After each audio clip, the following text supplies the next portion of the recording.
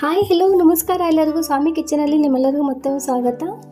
ಇವತ್ತು ನಾವು hotel style dhaba style gravy masala ಹೇಗೆ ಮಾಡೋದಂತ ನೋಡೋಣ. ಇಲ್ಲಿ 500 ಗ್ರಾಮ್ ಚಿಕನ್ ತೊಗೊಂಡಿರೋದು, 8 ಈರುಳ್ಳಿ, 2 ಟೊಮ್ಯಾಟೊ, 3 ಬ್ಯಾಡಗಿ ಮೆಣಸಿನ್ಕಾಯಿ, ಕೊತ್ತಂಬರಿ ಸೊಪ್ಪು, ಬೆಳ್ಳುಳ್ಳಿ, ಹಸಿ ಶುಂಠಿ, ಅಂಬೆ ಹಳದಿ ತೊಗೊಂಡಿರೋದು, ರುಚಿಗೆ ತಕ್ಕಷ್ಟು ಉಪ್ಪು, ಖಾರ, ಒಣ ಕೊಬ್ಬರಿ, ಕಸೂರಿ ಮೇಥಿ, ಗಸಗಸಿ ಒಂದು ಚುಟಿಕೆದಷ್ಟು ಜಾಜಿಕಾಯಿ, ಲವಂಗ ಮತ್ತು ಚಕ್ಕ, ಗರಂ ಮಸಾಲ, ಚಿಕನ್ ಮಸಾಲ, ಧನಿಯಾ ಪುಡಿ ಮತ್ತು ಜೀರಿಗೆ ಪುಡಿ ತೊಗೊಂಡಿರೋದು.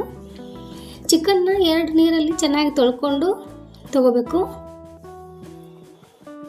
ಈಗ ಒಂದು ಗ್ಯಾಸ್ ಮೇಲೆ ಕುಕ್ಕರ್ ಇಟ್ಟು ಅದಕ್ಕೆ ಸ್ವಲ್ಪ ಎಣ್ಣೆ ಹಾಕಿ ಒಂದು ಈರುಳ್ಳಿನ ಉದ್ದಕ್ಕೆ ಕಟ್ ಮಾಡಿ ನಾವು ಈ ಥರ ಕತ್ತರಿಸಿ ಇವಾಗ ಸ್ವಲ್ಪ ಫ್ರೈ ಮಾಡಿಕೊಂಡು ಸ್ವಲ್ಪ ಹಸಿ ಶುಂಠಿ, ಬೆಳ್ಳುಳ್ಳಿ ಮತ್ತು ಕೊತ್ತಂಬರಿ ಸೊಪ್ಪು ಪೇಸ್ಟ್ ಹಾಕಿ ಚೆನ್ನಾಗಿ ಹುರ್ಕೋಬೇಕು. ಹಸಿ ಸ್ಮೆಲ್ ಹೋಗೋವರೆಗೂ. ಅದು ಹುರಿದಾದ್ಮೇಲೆ ಚಿಕನ್ನ ಹಾಕಿ ನಾವು ಚೆನ್ನಾಗಿ ಮಿಕ್ಸ್ ಮಾಡ್ಕೋಬೇಕು.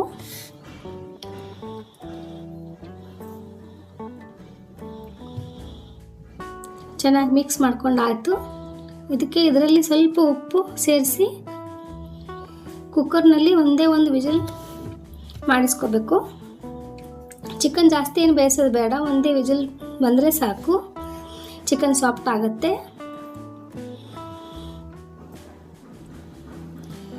ಅದು ಮಸಾಲೆ ಜೊತೆ ಹೀಗೆ ಒಂದು ಬೇಯಿಸಿದ್ರೆ ಅದು ತಾನೇ ತುಂಬ ರುಚಿ ಬರುತ್ತೆ. ಚಿಕನ್ ಬೇಯೋಷ್ಟರಲ್ಲಿ ನಾವು ನಮ್ಮ ಸ್ಪೆಷಲ್ ಮಸಾಲ ತಯಾರು ಮಾಡ್ಕೊಳ್ಳೋಣ. ಬಾಣಲೆಯಲ್ಲಿ ಒಣ ಕೊಬ್ಬರಿ ಮತ್ತು ಡ್ರೈ ಮಸಾಲ ಎಲ್ಲನೂ ನಾವು ಫ್ರೈ ಮಾಡ್ಕೊಳ್ಳೋಣ.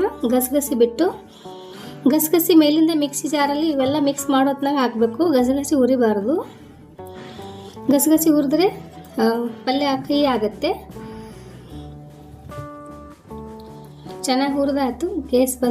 ಗ್ಯಾಸ್ ಬಂದ್ ಮಾಡೋಣ.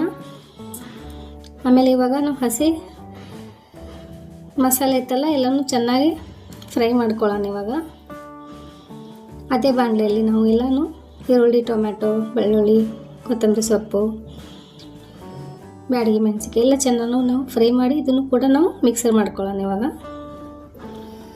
ಇವಾಗ ಒಂದು ಬೇರೆ ಬಾಣಲೆ ಇಟ್ಟು ಅದರಲ್ಲಿ ಸ್ವಲ್ಪ ಎಣ್ಣೆ ಹಾಕಿ ತಯಾರು ಪೇಸ್ಟ್ ಹಾಕಿ ಚೆನ್ನಾಗಿ ಫ್ರೈ ಮಾಡ್ಕೊಳ್ಳೋಣ. ಈಗ ಒಂದು ಮುಖ್ಯವಾದ ಟಿಪ್ಸ್ ಏನಪ್ಪ ಅಂದರೆ ಇದಕ್ಕೆ ಸ್ವಲ್ಪ ಅರ್ಧ ಸ್ಪೂನಷ್ಟು ಸಕ್ಕರೆ ಹಾಕಿದ್ರಿಂದ ಹೋಟೆಲ್ ರೀತಿ ರಿಚ್ ಬಣ್ಣ ಮತ್ತು ರುಚಿ ಬ್ಯಾಲೆನ್ಸ್ ಆಗುತ್ತೆ. 1 ನಿಮಿಷ ಮುಚ್ಚಳ ಮುಚ್ಚಿ ಒಂದೇ ಒಂದು ಸ್ಟೀಮ್ ಕೊಡಬೇಕು. ಅದಕ್ಕೆ ಸ್ವಲ್ಪ ಒಂದು ನಿಮಿಷ ಮುಚ್ಚಳ ಮುಚ್ಚಿ ನಾವು ಬೇಯಿಸ್ಕೊಂಡು ತೊಗೊಳ್ಳೋಣ. ಈಗ ನೋಡಿ ಮಸಾಲೆ ಎಣ್ಣೆ ಬಿಟ್ಟ ಮೇಲೆ ನೋಡಿ ಮಸಾಲೆ ಎಣ್ಣೆ ಬಿಟ್ಟಿದೆ. ಅದರಲ್ಲಿ ನಾವೀಗ ಚಿಕನ್ ನಾವೇನು ಕುಕ್ಕರಲ್ಲಿ ಒಂದು ವಿಜಿಲ್ ಮಾಡ್ಕೊಂಡಿದ್ದೀವಲ್ಲ ಅದು ಹಾಕೋಣ. ಇವಾಗ ಡ್ರೈ ಮಸಾಲ ಕೂಡ ನಾನು ಇಲ್ಲಿ ಮಿಕ್ಸ್ ಮಾಡ್ಕೊಂಡು ಹಾಕಿದೆ. ಚಿಕನ್ ಮಸಾಲ, ಗರಂ ಮಸಾಲ, ಧನಿಯಾ ಪುಡಿ, ಜೀರಿಗೆ ಪುಡಿ ಹಾಕಿ ಚೆನ್ನಾಗಿ ಮಿಕ್ಸ್ ಮಾಡ್ಕೊಳ್ಳೋಣ.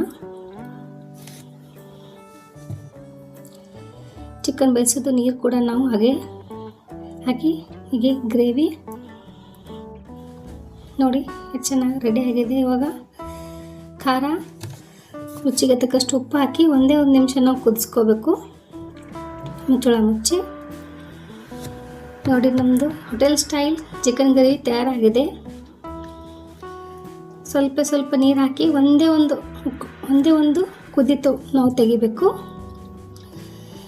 ಬಿಸಿಯಾದ ಚಿಕನ್ ಗ್ರೇವಿ ತಯಾರಾಗಿದೆ. ಈ ರೆಸಿಪಿ ನಿಮಗೆ ಇಷ್ಟವಾದರೆ ಸ್ವಾಮಿ ಕಿಚನ್ಗೆ ಲೈಕ್ ಮಾಡಿ, ಶೇರ್ ಮಾಡಿ, ಸಬ್ಸ್ಕ್ರೈಬ್ ಮಾಡೋದನ್ನು ಮರಿಬೇಡಿ. ಧನ್ಯವಾದಗಳು.